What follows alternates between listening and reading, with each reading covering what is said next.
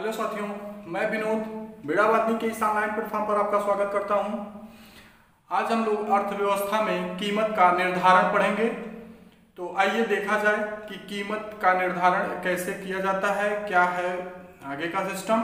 जैसा कि आप पीछे हम अवमूल्यन, अधिमूल्यन, मुद्रा के मूल्य पर नियंत्रण पढ़ा चुके हैं। जो भी साथी वीडियो को न देखे हो पिछले वाला, उसको जाकर के प्लेलिस्ट पर, अर्थव्यवस्था वाले प्लेलिस्ट में जाकर के आप देख सकते हैं। आइए देखते हैं कि कीमत का निर्धारण कैसे किया जाता है। कीमत का निर्धारण कैसे किया जाता है, देखिए।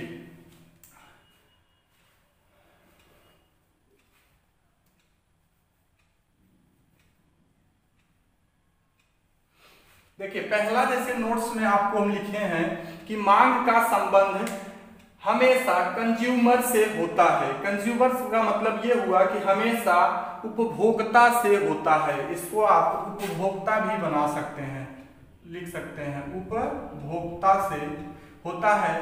पूर्ति का संबंध हमेशा प्रोड्यूसर से होता है, अर्थात उत्पादक।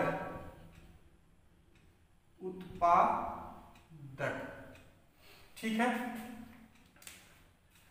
अब जैसे समझ लीजिए, एकदम देसी भाषा में समझिए कि मान लीजिए कि जैसे आप एक स्टूडेंट हैं, आपके घर में कोई मालिक है, आप कहीं बाहर पढ़ रहे हैं, इलाहाबाद, बनारस, कहीं भी पढ़ रहे हैं, तो आप पैसे की मांग करेंगे। तो मांग का संबंध किससे हुआ? आपसे हुआ। मांग का संबंध आपसे हुआ, क्योंकि पैसे का उपभोग तो आप ही करेंगे, मालिक तो नहीं करेंगे आपके घर के। फिर से समझिए कि जैसे आप एक स्टूडेंट हैं, आप बाहर रह करके कहीं तैयारी करते हैं, आपको पैसे की आवश्यकता है, पैसे की जरूरत पड़ेगी बाहर पढ़ने के लिए, तो आप क्या करेंगे? पैसा घर से मांगेंगे, मालिक से मांगेंगे घर से पैसा। तो मांग का संबंध जो हुआ वो किससे हो गया? मांग का संबंध स्टूडेंट से हो गया, अर्थात उपभोक्ता से हो गया। मांग का संबंध किससे हो जाता है? जो उपभोग करता है, जो पैसा आप ले जाएंगे, उसको कुछ खाएंगे, पिएंगे, कोचिंग में पैसा जमा करेंगे, किताबें लेंगे, तो मोबाइल में रिचार्ज कराएंगे, तो कहीं ना कहीं आप उपभोग कर रहे हैं पैसे का, अपने व्यक्तिगत निजी जो है, कह लीजिए स्वार्थ नहीं कह सकते हैं, निजी मतलब लाइफ में आप उस पैसे को यूज कर रहे हैं, तो इसका मतलब आप उसका उपभोग कर रहे हैं। तो हमेशा मांग का संबंध जो होता है, मांगेगा कौन? जो उपभोग करेगा, अर्थात उपभोक्ता। तो हमेशा मांग का संबंध उपभोक्ता से होता है। हमेशा मांग का संबंध किससे होता है? उपभोक्ता से। ये पहला पॉइंट हो गया। पहले इसको इतना समझते चलिए, आगे फिर कहानी धीरे धीरे समझाएंगे आपको। मांग का संबंध उपभोक्ता से होता है। ये प्रश्न कम से कम सैकड़ों बार हर परीक्षाओं में पूछा गया कि मांग का संबंध किससे होता है? उपभोग मतलब उपभोक्ता, उत्पादक, ऐसे और इनमें से कोई नहीं, इनमें सभी ऐसे बना के दे देता है। तो आप कंफ्यूज मत होइए, केवल आप स्टूडेंट और मालिक वाली कहानी याद रखिए। स्टूडेंट एक उपभोक्ता है, क्योंकि वो पैसा उपभोग करता है, ले जाता है, अपने ऊपर खर्च करता है, तो अर्थात वो उपभोग कर रहा है, वो उपभोक्ता है, तो वही मांगेगा ना घर से पैसा। तो वो मांगा जब, तो मांग का संबंध किससे हो गया? उपभोक्ता से। ये प्रश्न आपका परीक्षा में गलत न होने पाए, इसको आप नोटिस करिए, एकदम ध्यान से देखते चलिए। रटने का प्रयास मत करिए, रटने से कुछ भी नहीं होता। रटते आप थक जाएंगे, परीक्षा में सिलेक्शन कभी नहीं होगा। थोड़ा थोड़ा पढ़िए, लेकिन विधिवत पढ़ते चलिए, पूरा कंसेप्ट क्लियर करते चलिए। तो उत्पादक का संबंध, मांग का संबंध हमेशा उपभोक्ता से होता है। ये चीज आप आशा करता हूं क्लियर हो गए होंगे। आइए अगला देखते हैं। पूर्ति का संबंध हमेशा प्रोड्यूसर से होता है। पूर्ति का संबंध, अब देखिए, जैसे अब आप घर पर आए, मालिक से पैसा मांगे, अपने पापा से पैसा मांगे, अपने चाचा से पैसा मांगे, अपने भैया से पैसा मांगे, किसी से भी पैसा मांगे, किसी से भी पैसा मांगे तो कहीं न कहीं वो पैसे मतलब पैसा कमाते हैं, कहीं से लाते हैं, पैसा कमाते हैं, कहीं से लाते हैं, चाहे जो करते हैं, तो एक तरीके से उनको कहा जा सकता है कि पैसे के ये उत्पादक हैं, पैसे के उत्पादक हैं, पैसे का स्रोत है, मतलब इनके पास आने का स्रोत है, मतलब कहीं से भी ये उत्पादन करते हैं पैसा का, पैसे का कहीं से उत्पादन करते हैं, पैसे का कहीं से उत्पादन करते हैं। और इसके बाद क्या होता है,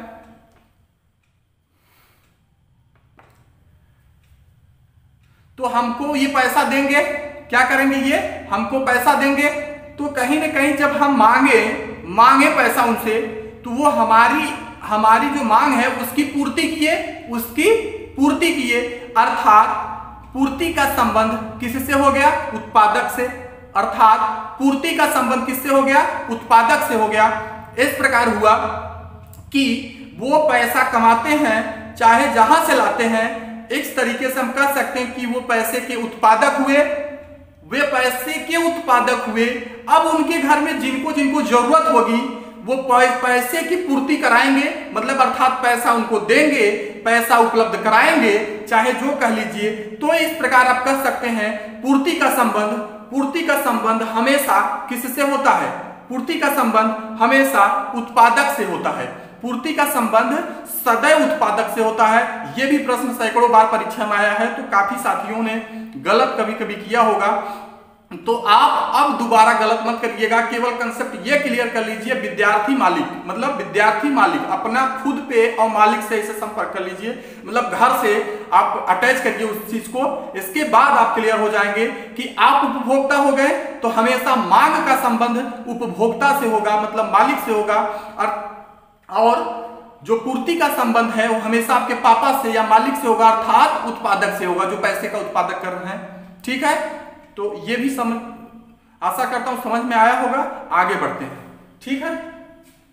अब देखिए, अब ये इतना तो आपका क्लियर हो गया होगा, ये तो हम समझ गए। ये परीक्षा में पूछा जाता है, कई बार पूछा गया है, आप इसको नोट डाउन करिएगा, कॉपी फेयर जरूर बनाइए। प्लेलिस्ट में सारे वीडियो एक तरफ से डाले जा रहे हैं, पूरा अर्थशास्त्र, पूरी अर्थव्यवस्था पढ़ा दिया जाएगा, एकदम सेम इसी तरीके से पढ़ाएंगे। एक भी अर्थव्यवस्था आपका परीक्षा में गलत नहीं हो सकता, ये चैलेंज, ये गारंटी मेरी है, ये गारंटी मेरी है। एक अर्थव्यवस्था अगर कहीं से गलत हो गया तो आकर के आप कहिएगा कि सर आपने जो पढ़ाया वो गलत हुआ, या आपके नोट से प्रश्न नहीं फंसे। हमारे नोट से जहां तक मैं कोशिश करता हूं 101% कि सारे प्रश्न हमारे नोट से ही आए, हमारे नोट से ही आए। होता क्या है, कभी कभी बच्चे रणनीति गलत बना लेते हैं, रणनीति का नतीजा होता है कि रिजल्ट सही से तब्दील नहीं हो पाता है, रिजल्ट उनका जो है तब्दील सही से नहीं हो पाता। इसीलिए आप थोड़ा सा रणनीति बनाइए, हर विषय को फोकस करिए, धीरे धीरे पढ़िए, लेकिन कंसेप्ट क्लियर करिए। एक ही दिन में, एक ही रात में पूरी आधी किताब पढ़ने से कोई लाभ नहीं होने वाला है। थोड़ा थोड़ा पढ़िए, थोड़ा थोड़ा पढ़िए, अच्छे से पढ़िए। किसी का भी वीडियो देखिए, चाहे हमारे चैनल का वीडियो देखिए, चाहे हमारे और साथीगण जो भी टीचिंग कर रहे हैं ऑनलाइन यूट्यूब पर, उनका वीडियो देखिए। आप किसी एक टीचर को चुनिए, किसी एक टीचर को चुनिए और उसी के सारे वीडियो देखिए। ऐसा कभी मत करिए कि कभी इनका देखें, कभी उनका देखें, कभी उनका देखें, कभी उनका देखें। देखते देखते सो जाओगे, जिंदगी भर कभी सिलेक्शन नहीं हो सकता है, ये गारंटी हम लेते हैं। कभी नहीं होगा आपका सिलेक्शन अगर आप 50 चैनलों तक घूमते रहेंगे।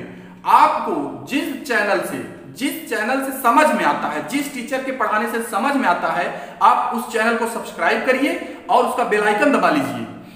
इसके बाद उनके सारे प्लेलिस्ट के जितने भी हैं जो वो पढ़ाए हैं, उनका वो देखिए, उनका वो वीडियो देखिए, उनसे वो सीखिए।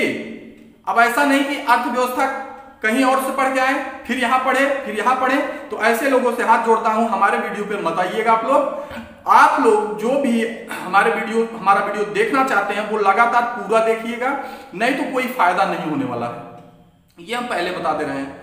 असफल विद्यार्थी का एक ही गुण है, 50 किताब, केवल किताब खरीदता है, जाकर के बाजार से लाता है, फिर बस रैपर देखता है ऊपर से कि हाँ बढ़िया है, एक दो दिन देखेगा, अल्टेगा पलटेगा, उसको पूरी तरीके से नहीं पढ़ेगा, जिसका नतीजा होता है कि परीक्षा में मुंह लटका करके आता है, कहता है कि नहीं सिलेक्शन हो पाया। मुख्य रीजन यही है। और आप खुद से, आप व्यक्तिगत अपने आप को कभी कमजोर मत समझिएगा। कमजोर आप नहीं है, कमजोर आप नहीं है, कमजोर आप खुद से बने हुए हैं। खुद आपकी आत्मा जो है उसको, आप अपने आत्मा को एकदम मन को गिरा के रखते हैं, इसलिए कमजोर है। जिस दिन अगर आप ये ठान लिए, जिस दिन आप ये ठान लिए कि नहीं हमें करना है, हमें करना है, आप अपनी गरीबी, आप अपनी मजबूरी, चाहे जितनी चीजें हैं उस सबको कॉपी पे नोट डाउन करिए कि इनको हमको भगाना है, इनको भगाने के लिए करना क्या पड़ेगा, पढ़ना पड़ेगा। तो पढ़िए, और इतना पढ़िए, कलम में इतनी ताकत है, कलम उठाइए, कलम उठाइए, एक तरफ से ऐसा पढ़ते चले जाइए टाइम टेबल बना करके कि पूरा।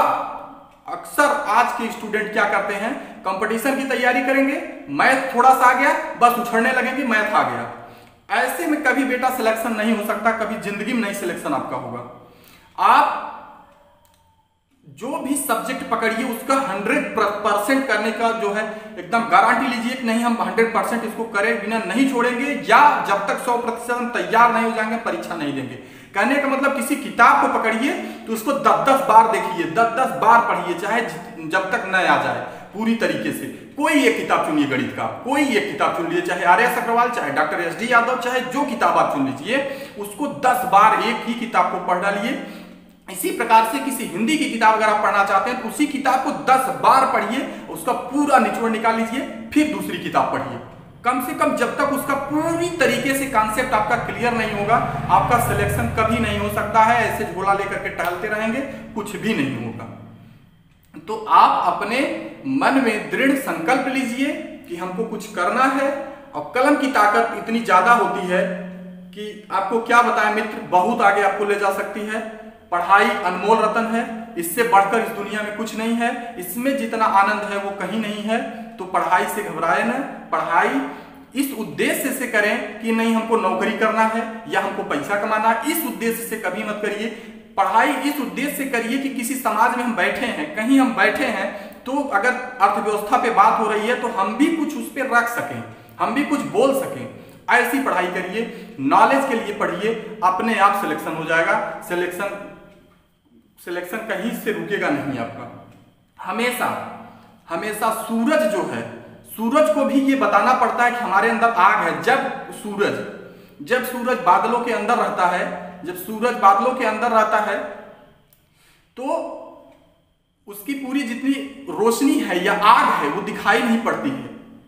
उस अपनी रोशनी दिखाने के लिए उसे भी बाहर आना पड़ता है, उसे भी संघर्ष करना पड़ता है, तब जाकर पता चलता है कि उसके अंदर कितनी आग है। वैसे आप भी ऐसा प्रयास करिए, ऐसी पढ़ाई करिए जो आपको आज कह रहे हैं, कोस रहे हैं, चाहे आपके घर वाले हों, चाहे आपके गांव वाले हों, चाहे आपके हित नाथ हों, चाहे आपके मित्र दोस्त हों, सबको एकदम से छोड़ दीजिए। केवल आप पढ़ाई में तल्लीन हो जाइए, आप सिलेक्शन ले लेंगे, ये कंफर्म है। तो ज्यादातर भी आज थोड़ा ज्यादा इस पर जो है बोल दिए हैं मोटिवेशन पर। तो आइए देखते हैं इधर।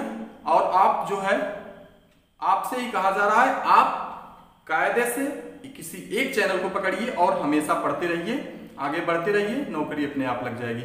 आइए देखते हैं। अब हम समझते हैं कि कैसे संतुलित कीमत होता है। क्या संतुलित कीमत है? संतुलित कीमत क्या है, या कीमत स्थिरता कह लीजिए। कीमत स्थिरता क्या है, कीमत संतुलन क्या है, उसके बारे में थोड़ा सा जानते हैं। हमने आपको पीछे ये चीज बताया था कि मुद्रा के मूल्य में नियंत्रण पर, कि जब कोई चीज मार्केट में ज्यादा होती थी तो उसका वैल्यू घट जाता था, अब यहां मांग और पूर्ति से जोड़ करके पढ़ेंगे। वहां केवल वस्तु से पढ़ रहे थे, यहां मांग और पूर्ति से। तो यहां ये चीज जान लीजिएगा कि जैसे आप कभी मेला देखने गए होंगे, मेले में देखिए जब जलेबी, कोई एक जलेबी का दुकानदार आया है, दुकान लगाने आया है, अगर उसके पास लास्ट में ग्राहक ज्यादा हो गए, अगर 20 लोग खड़े हैं लाइन लगा करके, 20 लोग लाइन लगा करके खड़े हैं और जलेबी वाला एक है और मतलब लास्ट में बचा बहुत थोड़ा सा है, तो वो क्या करेगा, मांग जब ज्यादा बढ़ेगी धीरे से रेट बढ़ा देगा कि इतने में लेना हो लीजिए, नहीं तो जाइए यहां से। उसको फायदा चाहिए। 1 किलो अगर उसके पास जलेबी बची है, 5 किलो जलेबी बची है और भाई 20 लोग खरीदने वाले 100 किलो हैं, मतलब 20 लोग हैं, 5-5 किलो, 1-1 किलो, 2-2 किलो भी खरीदें तब भी उसको बहुत ज्यादा तो आवश्यकता है, तो 5 किलो मार्केट में उसके मतलब वहां उपलब्ध है, तो उपलब्ध कम है इसलिए वो सीधे खट से रेट बढ़ा देगा, आपको लेना पड़ेगा। तो ऐसे में क्या हो गया, इसी को कहते हैं मुद्रास्फीति, इसी को कहते हैं महंगाई आ गई, इसी को क्या कहते हैं, महंगाई आ गई, मतलब मुद्रास्फीति आ गई है, मतलब मुद्रास्फीति आ गई है कि मुद्रा के मूल्य का जो है, मुद्रा का मूल्य एकदम से डाउन होकर मतलब इतना ऊपर उठ गया खट से कि जो 80 रुपए किलो जलेबी थी वो 120 रुपए किलो में बेची गई। तो जो गरीब होगा, जो उस 20 में से गरीब होगा, जिसके पास कम पैसे होंगे, क्या वो जलेबी लेगा? जिसके पास 80 रुपया है, सोचा होगा कि चले 80 रुपया में ले लेंगे, कभी नहीं ले सकता, नहीं ले पाएगा। 80 रुपया वो नहीं दे रहा है, वो 120 रुपया में जलेबी दे रहा है, तो वही लेंगे जिनके पास पैसा है। तो ऐसे में गरीब खाने के लिए मरने लगेगा, जलेबी खाने से कोई नहीं मरता। लेकिन यह है कि ऐसे ही हर चीजों पर देखा जाता है, इसी तरीके से प्रत्येक वस्तु पर देखा जाता है कि और मांग और जो कह लीजिए कि इसका पूर्ति का जो संबंध है उसको हम समझाने का प्रयास कर रहे हैं, आपको जलेबी नहीं समझाने का प्रयास कर रहे हैं। आप समझिए फिर से कि जैसे ही मांग बढ़ती है, जैसे ही मांग बढ़ जाती है, मतलब डिमांड बढ़ी और सप्लाई घट गई, सप्लाई का मतलब पूर्ति घट गई, तो प्राइस अपने आप खट से ऊपर हो जाएगी, प्राइस अपने आप खट से ऊपर हो जाएगी, अर्थात मूल्य अपने आप बढ़ जाएगा। मांग बढ़ी अर्थात डिमांड बढ़ा, सप्लाई घट गई मतलब सप्लाई कम हो गई, पूर्ति कम हो रही है, तो डिमांड ऑटोमेटिक प्राइस का रेट मतलब प्राइस बढ़ जाएगा, पी बढ़ जाएगा आपका। तो यही हम आपको बताना चाहते हैं। एक संतुलित ग्राफ बनाया गया है, कीमत निर्धारण का संतुलन ग्राफ बनाया गया है, उस ग्राफ से आप समझिए, फिर इसके बाद थोड़ा सा और आगे समझेंगे। इसी प्रकार से हम लोग मुद्रास्फीति, मुद्रा संकुचन भी पढ़ेंगे। तो देखिए ये संतुलित कीमत पी है, ठीक है। एक ये ग्राफ बनाया गया है आपको, एक ये आपको ग्राफ बनाया गया है कीमत का निर्धारण से, कीमत के निर्धारण से ग्राफ बनाया गया है। ये आपका मान लीजिए कि ये इक्विलिब्रियम पॉइंट हो गया, मतलब एकदम संतुलित कीमत जहां पर मिल रही है, ये मांग वक्र हो गया, ये आपका जो है उत्पादक पूर्ति वक्र हो गया, ये आपका उत्पादक पूर्ति वक्र हो गया, उत्पादक पूर्ति वक्र हो गया।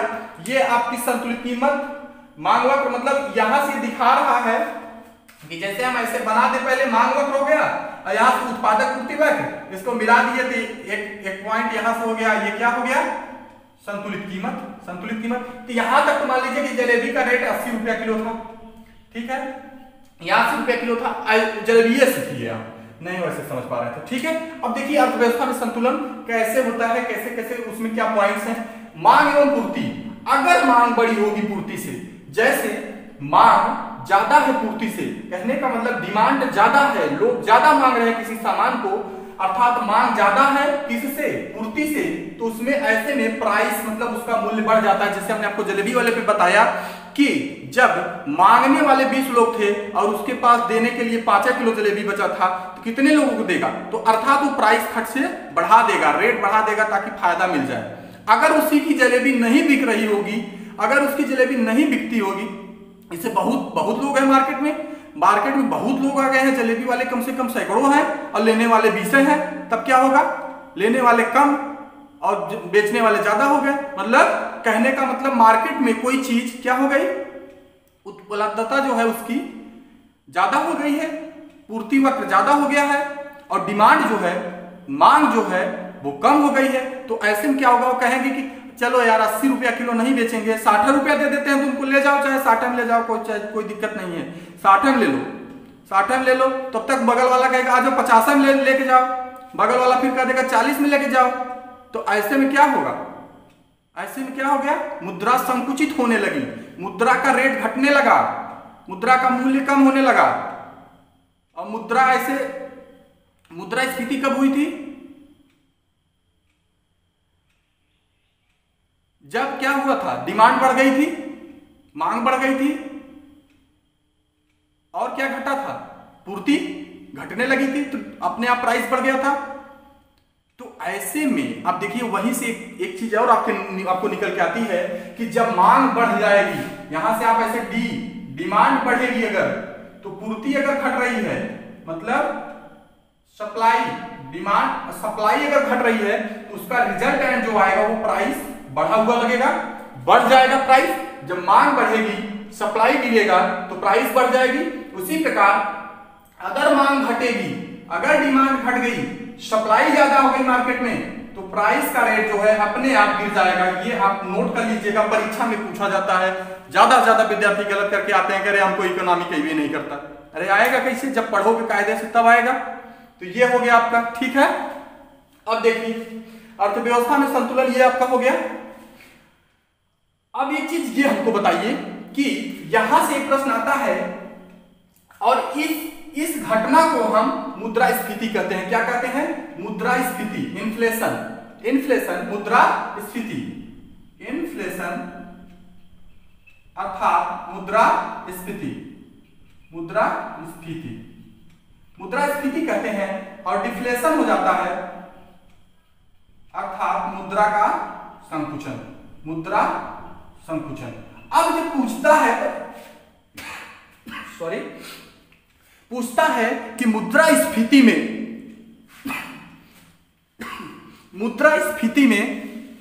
किसको लाभ होता है, मुद्रास्फीति में किसको लाभ होता है, तो आधे लोग चक्कर पकड़ करने लगते हैं कि क्या करें अब। अरे क्या करोगे, जब दिमागों में रहेगा, अच्छे से कोई पढ़ाया रहेगा तब तो करोगे, नहीं तो नहीं कर पाओगे। इसको पढ़ाने के लिए भी बड़ी मेहनत करनी पड़ी है, वैसे नहीं पढ़ा रहे हैं। देखिए तो मुद्रास्फीति क्या है, मुद्रास्फीति में किसको लाभ होगा, किसको हानि होगा, ये क्लियर कर लेते हैं। कि जैसे मुद्रास्फीति में क्या हुआ था, डिमांड बढ़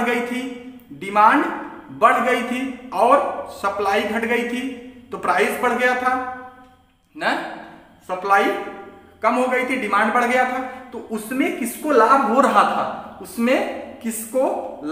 था, ये बताइए। उसमें उत्पादक को लाभ हो रहा था, इसमें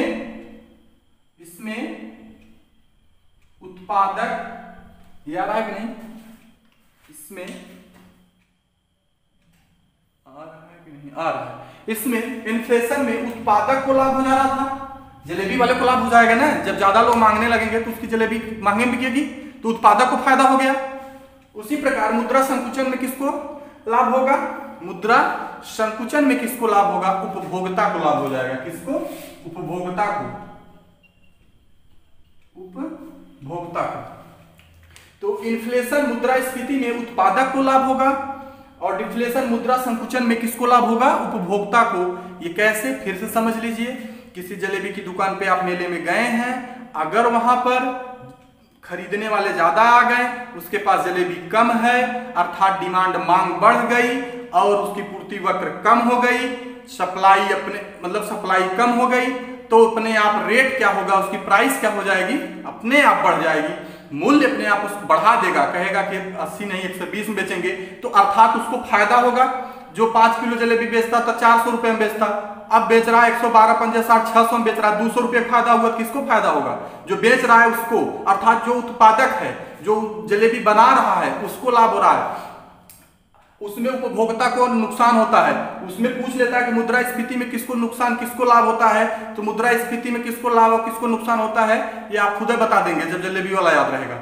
उसी प्रकार से डिफ्लेशन मुद्रा संकुचन में क्या होता है कि उपभोक्ता को जो है, मुद्रा संकुचन में उपभोक्ता को लाभ होता है, मतलब अर्थात हम खरीदने गए, जब 50 लोग जलेबी बेच रहे हैं, जलेबी ले लो 100 लोग बेच रहे हैं, उसमें से कहेंगे जब लेने वाले 20 लोग आए हैं, लेने वाले कम लोग हैं 20 लोग हैं, जब 20 लोग हैं लेने वाले, तो उसमें क्या होगा, कहेंगे नहीं तुम्हारा जलेबी सही नहीं है, उसको आगे अरे भैया वो 60 रुपये में लेके जाए, तो अब और उसके आगे जाएंगे, कहेंगे कि तुम दिखाओ, दिखाया नहीं, अच्छा नहीं है इसका, चलो आगे अरे वो कहेगा अब ये 40 में देता है, ऐसे धीरे धीरे बढ़ाते बढ़ाते तो जो सबसे कम रेट लगा देगा कहेगा भैया वो 300 रुपये किलो में लग जा, तो आप वही ले लेंगे। तो अर्थात आपको फायदा हो गया। जो 80 रुपये में किलो जलेबी मिलती थी, पता नहीं कहाँ का पानी यूज होता था उसमें, तो जो जलेबी इतनी महंगी मिल रही थी वो जलेबी 30 रुपये किलो में आपको मिल गई, तो अर्थात आपको फायदा ना हो गया, मुद्रा संकुचित हो गई वहां पर। तो आज के लिए इतना ही। वीडियो वॉच करने के लिए बहुत बहुत धन्यवाद। कल हम लोग पढ़ेंगे मुद्रा संकुचन और मुद्रास्फीति के बारे में, फिर इसके बाद मुद्रा संकुचन और मुद्रास्फीति के दोनों को मिला करके क्या करते हैं जब, तब ये सब डिटेल्स में पढ़ेंगे। बहुत मजेदार टॉपिक है अर्थव्यवस्था। अर्थव्यवस्था बहुत ही मजेदार टॉपिक है जिससे कि बहुत विद्यार्थी भागते हैं। आप मत भागिएगा। जितने भी हमारे वीणावादिनी ग्रुप के मेंबर्स हैं, जितने भी इस परिवार के सदस्य हैं, वो कभी नहीं डरेंगे, वो दहाड़ करके हल करेंगे। तो आज के लिए बस इतना ही। बहुत बहुत धन्यवाद साथियों।